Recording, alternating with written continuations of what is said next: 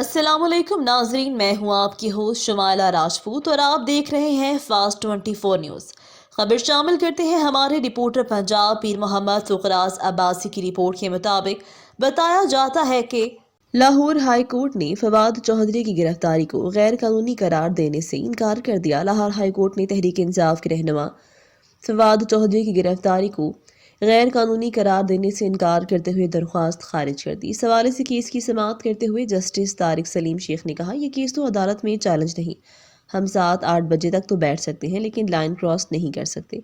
अब ये हिरासत तो गैर कानूनी नहीं, मोबाइल सिग्नल्स बहुत कमज़ोर थे इसलिए मुझसे रब्ता नहीं हो सका। आईजी पंजाब उस्मान अनवर दौरान समाअत IG Punjab police Usman Anwar justice Tariq Saleem के रूबरू पेश हुए।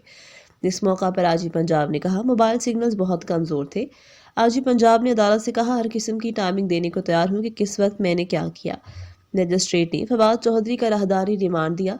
Additional advocate general Punjab Jawad Yaqoob दौरान समाअत additional advocate general Punjab Jawad Yaqoob ने कहा कि थाना कोहसार में फवाद चौधरी के खिलाफ मुकदमा दर्ज हुआ। इस्लामाबाद पुलिस यहाँ आई थी। इसके अलावा उन्होंने कहा कि अदालत को अभी तक नहीं बताया कि हिरासत कानूनी है, उन्हें अदालत को दुरुस्त बात बतानी चाहिए। इस मौका पर फवाद के वकील ने कहा कि बदकिस्मती से अदालत के हुक्म के बावजूद मुलज़िम को पेश नहीं किया गया। आप इस अदालत से क्या चाहते हैं, आपकी इस्तदा क्या है। जस्टिस तारिक सलीम इस पर जस्टिस तारिक सलीम शेख ने फवाद चौधरी के वकील से इस्तफसार किया। वकील ने कहा, हम चाहते हैं फवाद चौधरी की गिरफ्तारी गैर कानूनी करार दी जाए।